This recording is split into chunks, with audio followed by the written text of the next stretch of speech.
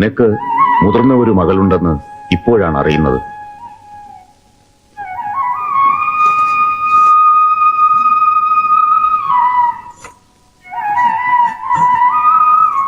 പഴയ മാലിന്യം ജീവിക്കുന്നുണ്ട് എന്ന് തന്നെ അവിടുന്ന് അറിയുമോ എന്നായിരുന്നു സംശയം.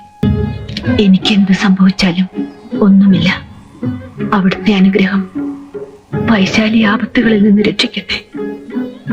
വിജയിച്ച് തിരിച്ചു വരും. അവൾക്ക് പ്രത്യേകം സമ്മാനങ്ങൾ നൽകാൻ ഞാൻ മറക്കില്ല. സമ്മാനങ്ങൾ വേണ്ട, അനുഗ്രഹം. പിന്നെ അങ്ങയുടെ മനസ്സിൽ ഒരു പ്രാർത്ഥന. ശാപം കൊണ്ട് ശിലയായി മാറാൻ സ്വന്തം മകളെ തന്നെ അയച്ചുവെന്ന് ദുഃഖിക്കാൻ ഇടവരുത്തരുതേ എന്ന പ്രാർത്ഥന. മകളെ? ആരുടെ മകൾ? പിതാവെ എന്ന് വിളിക്കാൻ അർഹതയില്ലെങ്കിലും അങ്ങയ്ക്കുണ്ടായ പുത്രിയാണിവൾ.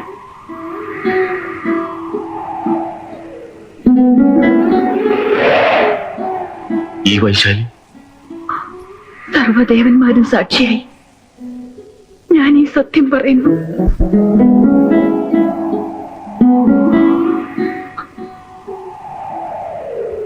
ആപത്തൊന്നും വരാതെ തിരിച്ചെത്തിയാൽ ഇതെന്റെ മകൾ, അംഗരാജ്യത്തെ രക്ഷിച്ചതിവൾ എന്ന് പൊതുജന മധ്യത്തിൽ അങ്ങ് പ്രഖ്യാപിക്കുമെന്ന് എനിക്ക് ഉറപ്പു തരൂ.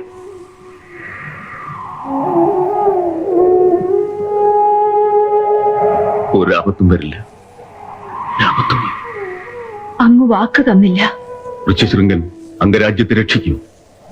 എന്റെ പരമ്പരയിൽ ഋഷ്യശൃംഗ മഹർഷിക്ക് ഒരു പുത്രനുണ്ടാവുമെന്ന് കൂടി ദൈവജ്ഞർ പറഞ്ഞു. ഒരുപക്ഷെ അത് ഈ വൈശാലിയിലായിരിക്കും. ക്ഷമിക്കണം, യാത്രയ്ക്ക് സമയമായി. മംഗളം മംഗളം, എല്ലാം ശുഭമായി വരട്ടെ.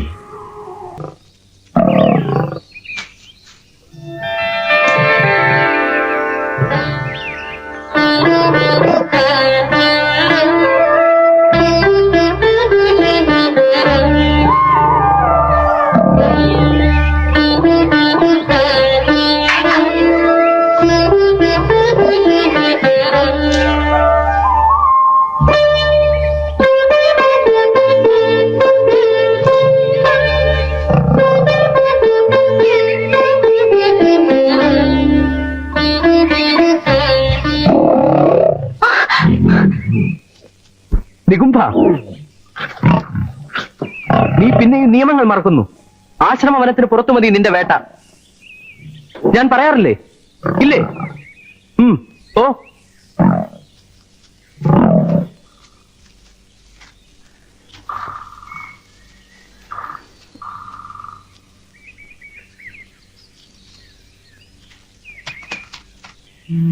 ഋഷ്യശൃംഗ,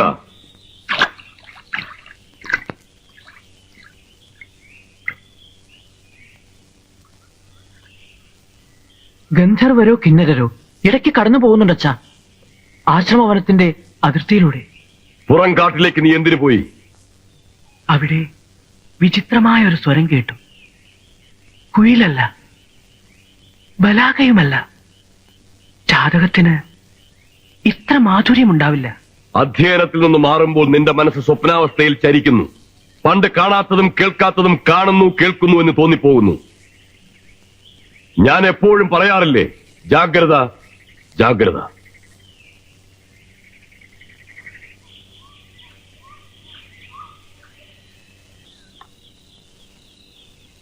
ആശ്രമ പരിസരം വിട്ട് ഒരിടത്തും പോകരുത്.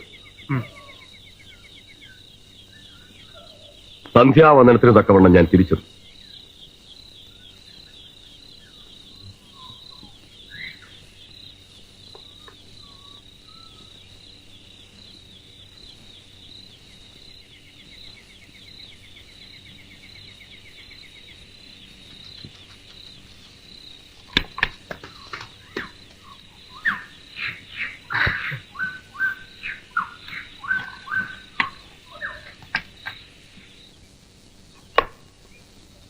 അച്ഛന്റെ കൽപ്പന കേട്ടില്ലേ? ഞാനില്ല, പൊയ്ക്കൊള്ളൂ. ഞാനില്ല.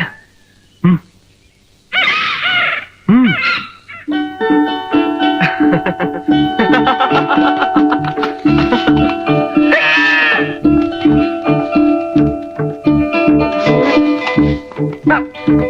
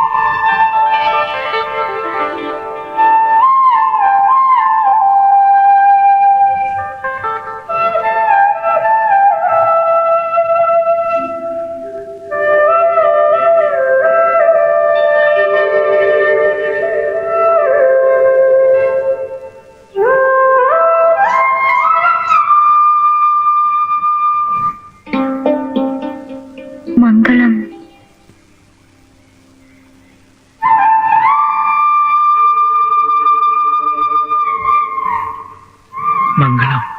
ഭയപ്പെടേണ്ട. അടുത്ത ആശ്രമത്തിലെ മുനികുമാരനാണ് ഞാൻ. സ്വാഗതം.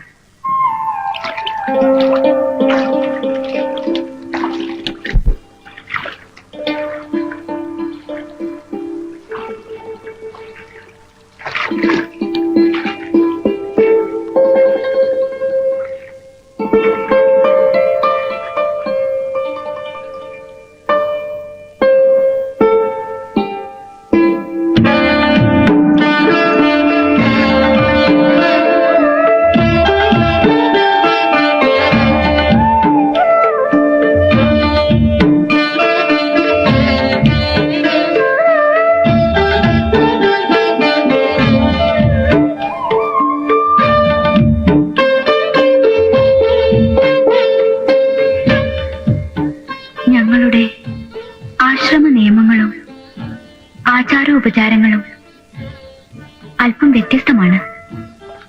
ക്ഷമിക്കുമല്ലോ. ഇതാണ് ഞങ്ങളുടെ അഭിവാദനം. താങ്കൾ ആരാണ്? ഏത് ആശ്രമത്തിൽ നിന്ന് വരുന്നു? കുറച്ച് ദൂരെയാണ് ആശ്രമം. ആദ്യമായാണ് ഞാൻ പുറത്തിറങ്ങുന്നത്.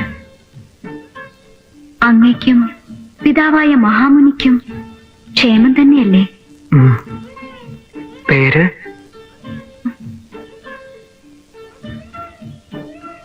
വൈശാലൻ. ഞാൻ ഋഷ്യശൃംഗൻ. കേട്ടിട്ടുണ്ട്. അയൽക്കാരെ കൂടി കാണാൻ അനുവദിക്കാതെയാണ് അവിടുത്തെ അച്ഛൻ മകനെ വളർത്തുന്നതെന്നും ഞങ്ങൾക്കറിയാം. അച്ഛനെ അറിയുമോ? ഇല്ല, പക്ഷേ കേട്ടറിവുണ്ട്. ആ മഹാതപസ്വിയെ എല്ലാവരും അകലെ നിന്നല്ലേ മാനിക്കാറുള്ളൂ. വരൂ, എന്റെ ആശ്രമത്തിൽ വന്ന് ആതിഥ്യം സ്വീകരിച്ച് വിശ്രമിക്കാം. വരൂ വരൂ.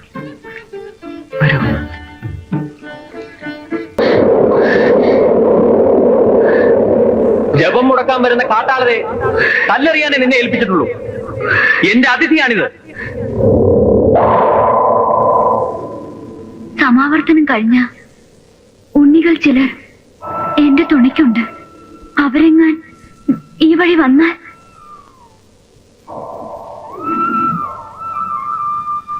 വരൂ. ഇന്ന് ആദ്യം കണ്ടുമുട്ടിയതല്ലേ? എന്റെ ആതിഥ്യം സ്വീകരിച്ച് അങ്ങനെ അനുഗ്രഹിക്കണം. പ്രായം കൊണ്ട് ഞാൻ കനിഷ്ഠനല്ലേ?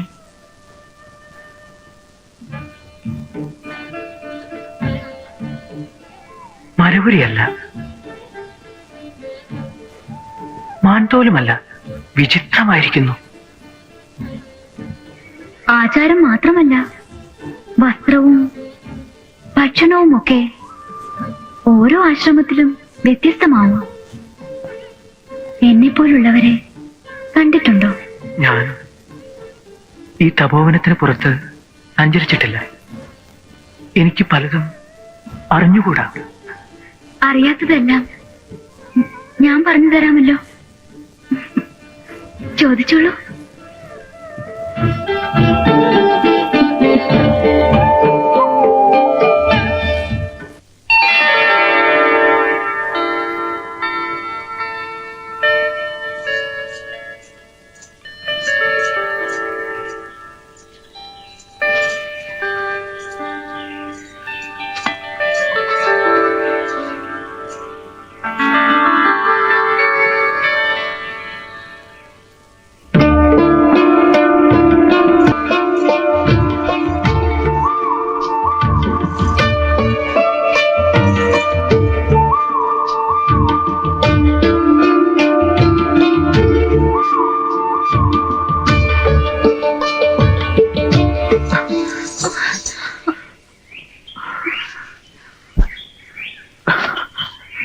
ചമത കൂട്ടാൻ മറന്നുപോയി.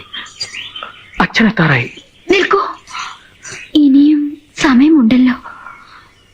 അച്ഛൻ പുറത്ത് വേറെ ഒരു ലോകമുണ്ട്. അവിടെ മനുഷ്യരുണ്ട്.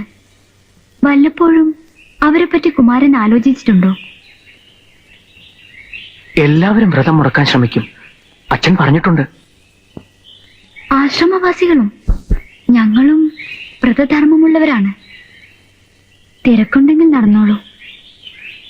നാളെ വരുമോ? വരണം. എന്റെ കൂടെ വേറെയും ചങ്ങാതിമാരുണ്ടാവും. വരില്ലേ? വരണം.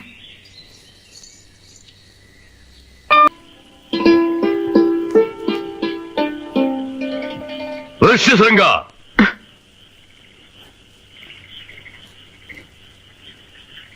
ചമത മുറിച്ചുവോ? അഗ്നിഹോത്രം കഴിഞ്ഞുവോ?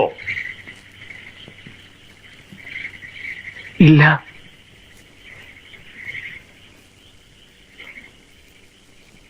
സ്രുക്കും സ്രവവും കഴുകാൻ കൂടി മറന്നല്ലോ നീ ഉണ്ണി. നിനക്കെന്ത് പറ്റി? ആശ്രമത്തിൽ ആരാണ് വന്നത്? ആരും ഇവിടെ വന്നില്ല. പുറങ്കാട്ടിൽ എന്തുണ്ടായി? ഒന്നുമില്ല. ഒരു മുനികുമാരനെ കണ്ടു. ഏതാശ്രമത്തിലെ കുമാരൻ? ഈ വനത്തിൽ പ്രവേശിക്കാൻ ആരനുവാദം കൊടുത്തോ? ഇങ്ങോട്ട് വിളിച്ചെങ്കിലും വന്നില്ല. ആശ്രമം കുറച്ചകലെയാണെന്ന് പറഞ്ഞു. പക്ഷേ അവർ നമ്മളെ പോലെ അല്ല അച്ഛാ.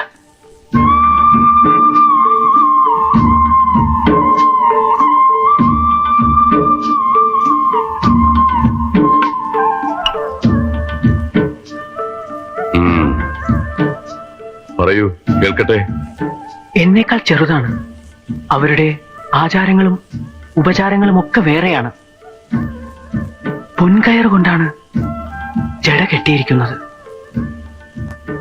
കയ്യിലും കാലിലുമൊക്കെ ജപമാലകൾ കിലുങ്ങും നടക്കുമ്പോൾ ശബ്ദം മധുരം. എന്നിട്ട് ഞാനിങ്ങോട്ട് ക്ഷണിച്ചു, വന്നില്ല.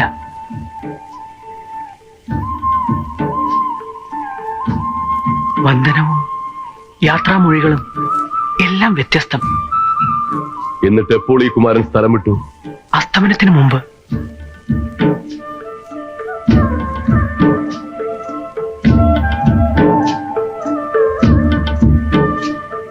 മായാവികളായ രാക്ഷസന്മാർ പല രൂപത്തിലും ആശ്രമപാഠങ്ങളിൽ വന്നേക്കും. സൂക്ഷിച്ചോളൂ. ഉത്തമരുടെ തപസ്സിന് വിഘ്നമുണ്ടാക്കലാണല്ലോ അവരുടെ ലക്ഷ്യം. കണ്ടാൽ അകന്നു മാറണം. അശുദ്ധ വസ്തുക്കൾ തന്ന് ബ്രഹ്മതേജസ് ഒടുക്കാനും മടിക്കാത്തവരാണവർ. അവരെപ്പറ്റി ചിന്തിക്കരുത്. ഉറങ്ങും മുമ്പ് മാർക്കണ്ഡേയന്റെ കാലഗണന ഹൃദിസ്ഥമാക്കൂ.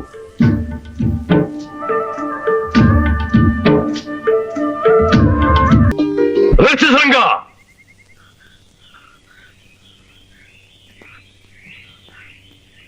നീ എവിടെയായിരുന്നു?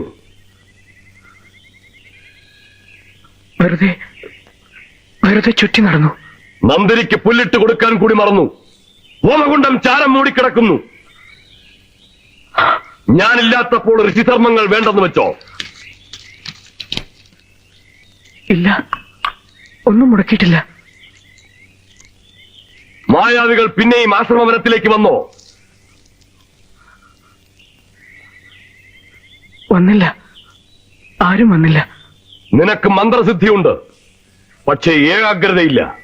ഏകാഗ്രത നഷ്ടപ്പെട്ട മനസ്സിൽ അവിദ്യ കടന്നുകൂടുന്നു. ഞാൻ പറയാറില്ലേ,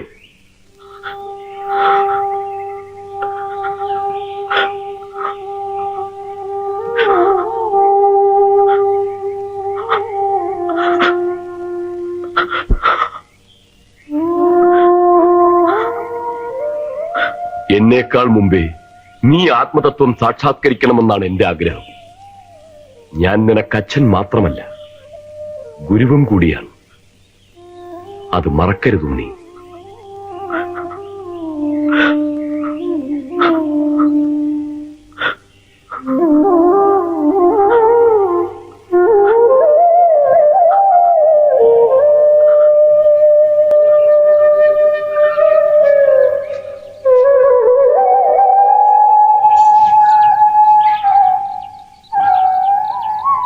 ഞാൻ രാത്രിയുടെ ദൈർഘ്യത്തെ ശപിച്ചതുകൊണ്ടാണ് നേരത്തെ ഇന്ന് സൂര്യൻ ഉദിച്ചത്. പൊയ്ക്കൊള്ളൂ. ഉഷധ്യാനമൊന്നും നിങ്ങളുടെ ആചാരത്തിലില്ലേ? കളിച്ചു നടന്ന് ഞാൻ ധ്യാനം മറന്നു. ജപം മുടങ്ങി.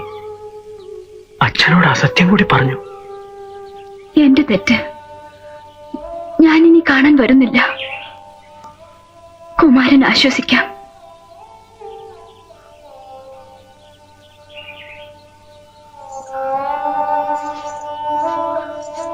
നിൽക്കൂ. എനിക്കും ധ്യാനത്തിന് സമയമായി. അവിടുത്തെ പിതാവിനെ പോലെ കർക്കശനല്ലെങ്കിലും എന്റെ രക്ഷിതാവും പുറത്തിറങ്ങരുതെന്ന് കൽപ്പിച്ചിരിക്കുന്നു. ഇനി ഒരിക്കലും വരില്ലേ? വരാതിരിക്കാൻ ശ്രമിക്കാം. അതല്ലേ കുമാരന് വേണ്ടതും.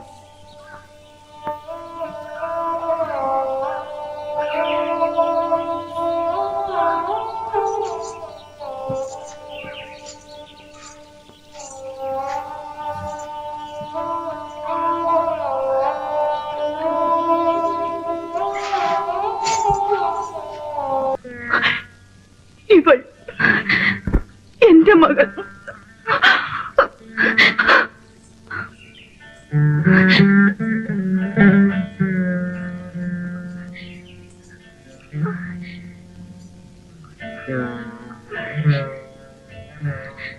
മഹാരാജാവിന്റെ മകൾ.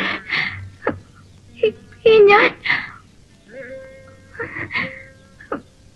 എനിക്ക് വിശ്വസിക്കാൻ വയ്യ. അച്ഛനാരെന്നറിയാത്ത മക്കളെ വളർത്തേണ്ടി വരുന്ന ചമ്പാപുരിയിലെ 1000 വേശ്യകളുടെ കൂട്ടത്തിൽ ഒരുത്തി അമ്മയെപ്പറ്റി നീ ധരിച്ചത് അതാണോ? അമ്മേ. മനസ്സാകുന്നു വാക്കിനേക്കാൾ ഉത്കൃഷ്ടം. അതുകൊണ്ട് മനസ്സിനെ ഉപാസിക്കുക. സങ്കല്പമാണ് മനസ്സിനേക്കാൾ ഉത്കൃഷ്ടം. അതുകൊണ്ട് സങ്കല്പത്തെ ബ്രഹ്മമെന്ന ബുദ്ധിയോടുകൂടി ഉപാസിക്കുക. ഉണ്ണി, ഏകാഗ്രത. മുനിജനങ്ങൾക്ക് ബ്രഹ്മബലം വർദ്ധിക്കുന്നത് തടയാൻ ദേവകൾ കൂടി ശ്രമിക്കും. ഞാൻ ബ്രഹ്മത്തെ അറിഞ്ഞു എന്ന് നീ പ്രഖ്യാപിക്കുന്ന ഒരു നിമിഷം വരും. അത് മനസ്സിലാക്കുന്നുണ്ടോ? ഉവ്വ്.